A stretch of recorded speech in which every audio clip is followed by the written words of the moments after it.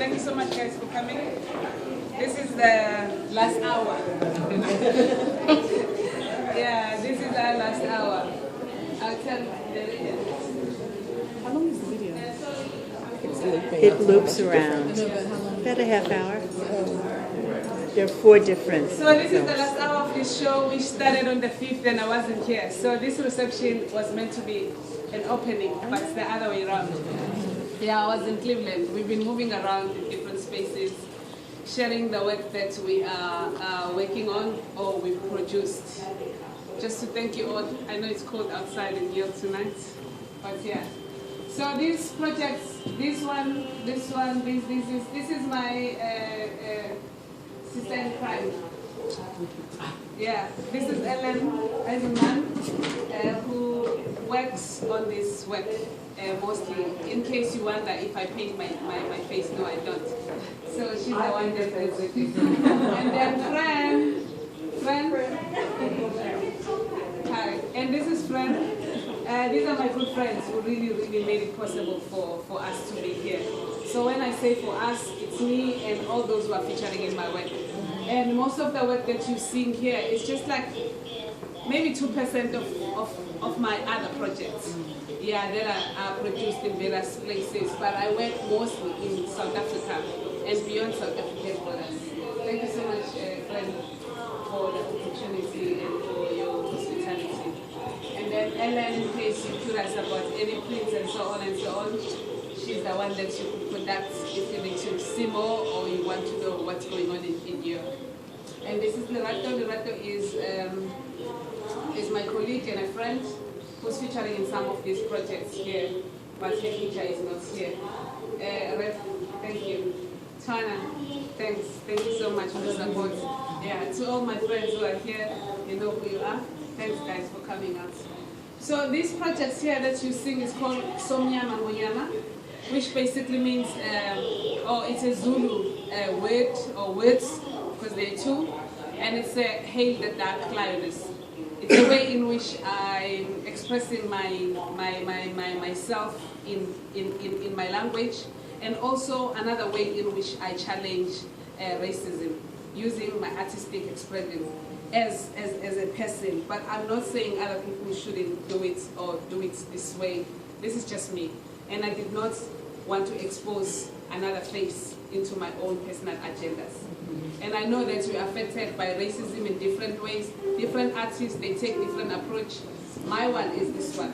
I just thought that self-representation was a way to go. And also, it just gave me an opportunity to deal with other things or other issues that are not much spoken about in art. Like the gadget that we use, the materials that we use in art that comes from different African parts, that we never ask where they come from, but they find themselves in other people's spaces. Yeah, like here I was in Michigan in Ann Arbor, and I happened to share a space with a good friend who had all of these gadgets because she has roots or origins from Africa. But in reality, you wonder, assuming that she wasn't from there, but still, these things were going to be somewhere in America. Yeah. So this is from Ann Arbor, and then it's about like black beauty, that expression, and taking ownership of who we are, really. Yeah. And then each and every picture relates to a certain case in history that most of us are either aware of or have read about in the media, etc., etc. And this not to say you can't ask questions. I could stop and you could ask questions and we take it nice and slow together. And then here, most of the images are named in Zulu because that's my mother tongue. And when we are angry, we express ourselves in our own languages of mother tongue. So I decided to name the images in Zulu for language sake, for articulation, and also to teach other people to learn how to pronounce, maybe. But most of the names are either names of the women in my family or friends whose names have a meaning, and also those names, they connect to, different issues and so on and so on. Like here, Nombuzo means the one who questions a lot. When you say umbuzo, like you ask, you know. So nombuzo means to ask, or the one who asks a lot. And Zibuyile is just a picture that I named after one of my nieces or my cousins. I don't know how far, because we're of the same age really, so I can't say this. I don't know where does it end. And when she was born, her father was so excited that because now the mother gave birth to a young child, it meant that he was going to get back his cows. So Zibuyile means Zibuyile inkomo zobaba. So I just wanted to contest that, the whole notion of if a woman is born, then it means she's a property because a lobola is going to pay, you know, for her. Lobola means dowry. And that means a lot for a Zulu man who has many girl children at home, you know, or as his daughters. And then I just use my own hair as horns, yeah. And this picture was taken in Syracuse here in New York, upstate. And here, I was saying enough is enough with rape, because I have listened to a number of hate crime cases, and then I just had that, you know, the thoughts and also the visual of a person who has suffered or who has gone through an experience of that incident. Again, I did not want to expose another body because it was my issue, in as much as I've listened to so many people. Yeah, and this one is called Zodwa. Zodwa also is a girl, it's a woman's name, or it's a girl child's name. And it means girls only. You know, when you say Dom Zodwa, it means that the girls only. You know, I don't know if that happens also the same way how we translate these words from English to Zulu, but this cannot be. You know, you don't have direct translation to the name. And for some people who are wondering, why black and white? I was trained in photography in black and white, and I continue to shoot a lot in black and white than color. There are some images that are taken with color neck, but I prefer mostly black and white images. And the images are meant to be for 365 days, because when we talk about blackness, when we talk about issues of race, people do not act to or mimic to be black, but we are like black 365 days. So at 365, I'll take a pause and carry on, but also maybe at some stage I'll continue with the project, as maybe at the time I'll be looking at my body as it changes on a daily basis as a human being who is growing up. So this, you still see many of these images in different publications or journals. And these images, some of these images were first published last year by New York Times. And it was called Zanele Muholi's Transformations by Jenna Wortham. So if you're interested to know more about me, you just go online, New York Times, Zanele Muholi Transformations, and you take it from there. Because it will give you my story beyond just the brief that I'm sharing with you. What about this photo? This one, I grew up Catholic. I went to, I'm baptized as a Catholic. And there are a lot of stories around like lesbians and Catholics and the religion and issues and homophobia and the rejection from different churches in which people go to. So I used the rosary because that became the, I'll say artifacts really, because other people wear these things without being connected to them. So, and also others don't believe in them, others have a lot to say, negative things about the rosaries and so on and so on. So some of the images you see, like it's head and shoulders or halfway somewhere. As a Zulu female being, breasts really are not a sexual organ or object, whatever. We just, you see maybe some who have attended the Zulu Reef dance. The girls, they just wore bare-breasted, showing their pride for being virgins, you know. But there is also a halo. Okay, that's a basket, a fruit basket. I know, So but it we- looks like a halo. Just a yeah, fruit like basket. Maria. Yeah. So I Sometimes believe a it fruit was- basket is just a fruit basket. Yeah, and that image was taken in Orani in Italy last year. Because we have connections, you know, African countries have connections with most European countries because of the colonization and that we had to deal with now and in the past. Yeah, but mostly in this instance, the Catholic or religion, if I could say so. Yeah. And there are no preservatives in these images. I don't use any artificial lights in most of my work. I just work. If artificial, it's just reflector and me and the person that I'm photographing. Same thing applied with these ones as well. And then the cities or places where the images were taken, they are really taken in those places. I'm not just putting the Sleeping Beauty, dreaming of being somewhere in those. Yeah, and I'm trying to shoot on daily basis. Wherever I wake up, I shoot. Like I shot this morning, we just came from Chicago, so I've done the shots for the day. We go to this side.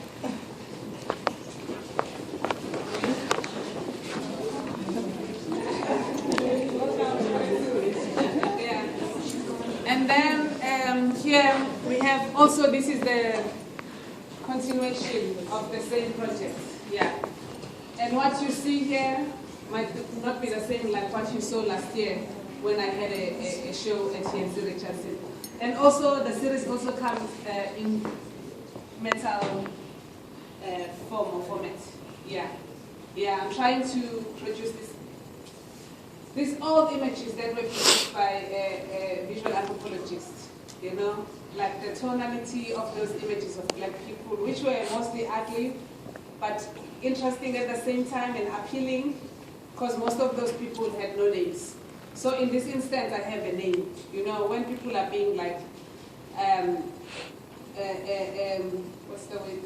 I'm registering in Zulu right now because I'm counting 3 hours before I go back home. What's the word? The names. Most of the images that I saw of like Zulu women or Zulu people, they would say a cafe. Yeah. And then the scholar would have a name, but the person won't have a name. And then the place in which the images were taken will be stated clearly, but the people had no names. So that's another thing that I'm trying to challenge people with these images, to say that, you know, most of the people who appear in anything have names. And also what triggered, as I was thinking through the process of producing these images, was like, I'm tired of seeing like only the celebrities who are black that make it to the covers of any magazines. And then I just thought to myself, I want to be the cover of a magazine. And I won't be apologetic about it. I want to be in the cover of a magazine.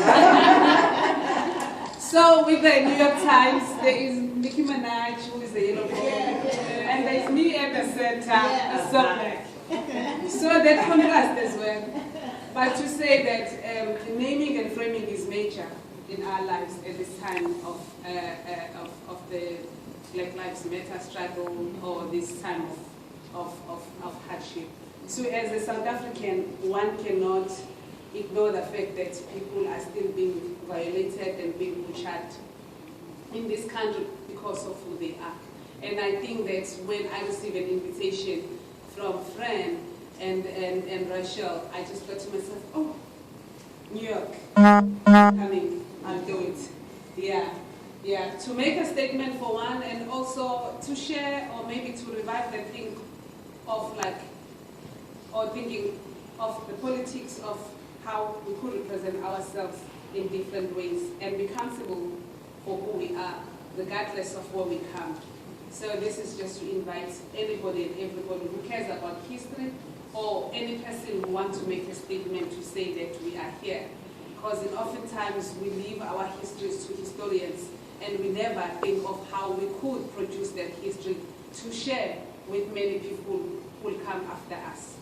There's so much interesting stuff that is done by different people in our communities, but we have less material that is produced by us, to celebrate those individuals when they are still there. And when people are gone or when people are older, that's when we start worrying because we know that those people won't be there for too long. So in this instance, I just want to invite everybody on board to take a look at yourself, start questioning, produce that image for your grandchildren because you matter. Nobody will do that for you. There's a lot of interesting stuff that is done by different individuals. But also at the same time, for us to remember that people are going through a different kind of struggle because of their blackness, because of their race in different spaces. Yeah. Have you said anything about these images? Do you set them on a tripod, or do you have someone else that actually produces the shutter? Oh no, I'm doing me on tripod. Okay. Yeah. The longest time that it could take me to shoot one image is an hour, and then the shortest period that it could take me to shoot one image would be maybe 10 minutes. And then I try not to go beyond 5 frames because it's just like hectic to look at something that is not good, Sometimes I shoot and I don't get it, and sometimes I shoot again and I don't get it. Remember, that's the subject of Yeah. And also to say that I was thinking, now we are in a period of like selfies, which are really not selfies because they are self-portraits. And if done by others, I call them portraits of the self, reversing it, If any picture of mine is taken by someone, I would say that's the portrait of the self captured by someone. And I won't claim and say that image is done by me. And I'll say honestly, I'm indebted to Ellen because she does a lot of fix. Sometimes I just shoot and just like, I don't want to look at this image, stay with it. And she works like day and night just to get it. And there are very, very few white people who get the black skin work. Yay, Ellen. Very few. So she just made life easier for me by saying that I have a studio in New York. So I work forever and then I have my studio in New York. Yeah, thanks Jenna. This is Jenna who put me into trouble. So she's the one, she's the person who wrote the article, Zanele Muholi's Transformations. She made me famous. I didn't do anything. Yeah, and then this image here is called Nolwazi. Nolwazi is about knowledge, really. Is the person who's keen to gain knowledge or a person who's knowledgeable. And then this image is based on a South African struggle that is known by many, in which black people had to go through hectic pencil tests. The apartheid regime would push a pen, like you're supposed to have access to different resources or different kind of privilege. But because of your race, you were limited. So you go to Home Affairs maybe to apply for your ID document, which was Dompas at that time. And then they push a pencil in your head. If your pen sticks, it confirmed that you were black. Because we had 4 classes of classifications of race. We had white South Africans, Indian South Africans, colored South Africans, and black South Africans. So I happen to be on the lower scale, and yet we are a majority. Yeah. And how it became this minority, yet we are a majority, was because people took our land. So I'm still like trying to think of how one could claim back that land visually, without going to the landscape as such, but to say that this is the way in which I'm taking back my land as a South African, So this image is on pencil testing. And I'll say I reference other people who have worked on such projects, like Kimang, has done a piece on a pencil testing, even though he's younger than me, but the fact that at his age, he had that level of consciousness, I really appreciated it, So I can't say I'm the first one or something. I was just like trying my bits and making my own statement as well, as a person who was born, under apartheid South Africa. And here, I keep on going to different spaces. Sometimes people say, do you have an image that speaks to futurism? What's that? Futurism. futurism, man, you need to give us something on Afrofuturism. And I just did not understand. So I just took the washing machine tubes and I said, is this futurism event? So I don't know. I just had tapes and futurism. Yeah, and that's my reflector bag that I use as a background to break the white walls, you know, because for black skin sometimes the white walls, you just vanish, you become a silhouette. So you need to be, to have a good timing to get it. And then here, wherever I go, wherever I sit, wherever I stay, I always look around me, you know, to see what I have around me. So I happened to be in Italy, in Sardinia in December last year. And then we were housed at a feminist house. Just think of Lisbon History Archive as a home for visitors in the area. And then there they had this wooden chair, which worked as a table and a chair at the same time. And what I thought to myself is that maybe these people who are living here, either they know about the origins of this chair or nobody knows about the chair at all. And I was thinking of the number of feminists who have put their butts in the chair. But nobody ever used it as a functional anything beyond just a stool or a sitting something.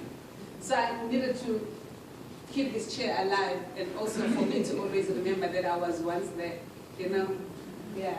So this is the chair that I captured that day.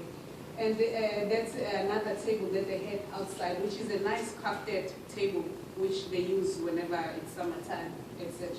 And this grass is what they used to wrap presents with. And I just thought, I'm taking everything, I'm using these things. So when I had a presentation, I shared with them this image. And then this image is here. I'll start this side. There's a lot of poaching and killing of African animals. So I was thinking, because I didn't have access to Big Five, you know, I had access to porcupine, whatever. So I stick the thing around me, and I didn't want to think of myself as an animal, but I was just like bothered by that fact. So I used the porcupine, whatever, or something, and it just became an image that I like. So I'm at a stage in my life where I'm not worried about whether other people like what I'm doing, but then I try by all means to deal with me, you know, and use photography, you know, as a therapy and to heal the little child in me, you know, besides many issues. Yeah, and I don't know how other photographers deal with themselves as they photograph other people. But for me, these are just my personal issues. And here, the image here is taken in Benin, in West Africa, in Porto Novo, a French-speaking space, which is known for good textile or fabric. I was thinking, when I was at Frida's place in Michigan, there were combs like this. I don't know where they came from, but maybe she got them somewhere in Africa. And then these are originally from that space.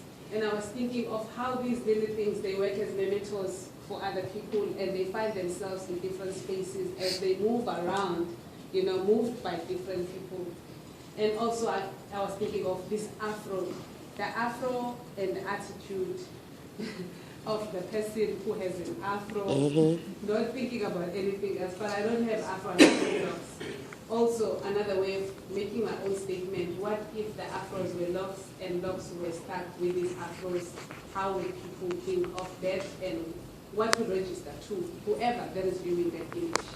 Again, it's about that whole thing of like the kafir hare, which means the kefa hair, which always stick things, because if it's not fast enough, it means something. Yeah. Yeah. And then the image at the far right. On the 17th of December, we lost a friend that I happened to be with here. I came last year, April, and then I came with my pastor's wife and the pastor. They're nice people. And on the 17th, I received the news of the pastor's wife passing, who was very, very young. And her picture, I don't know if it's, It's at the back of this image when you look from outside. And her name was Magesh, very, very beautiful person, full of life, a person that I never thought that by December she was going to be gone, you know. And then she's no longer with us, but her image then forms part of this archive, of our LGBT archive, meaning that whenever other people come to church, they'll get to have access to her images, to her voices, because we work on a documentary with the Zumbos for 3 years. And then we were supposed to finish the documentary at the end of 2015. But then I realized that we maybe should negotiate a lecture for Magesh, you know, a lecture series to talk about the life and times of the person who was so influential as the member of the BMCI church. And then Fran and Ellen, they organized for the pastor and the wife to visit Reverend Brown and wife, Twana, who are here, people that I respect from this end, because as we continue to produce these histories or make these histories, we connect, you know, as people of the world, as people who look the same and dealing with the same issues. So they met Magesh. This is the image that I took that day as I was mourning the passing of someone who was so dear to me. Yeah. And then we move on to this.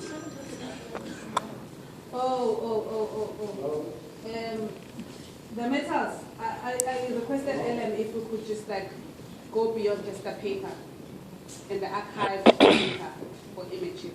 And we wanted something that we could preserve that could look like something that existed way before us, you know. So this is another way in which we try different methods of sharing the visual, but using a different format. So the metals will become part of that and other stuff. Yeah. We're trying. I don't know how far we'll go, you know. But by the time maybe other people get interested in the project, we'll break it into something else, of which I don't know what. But what will follow for sure will be a documentary, because I try to make sure that for most of my photo series, I bring the voice into that visual in order for people to get it even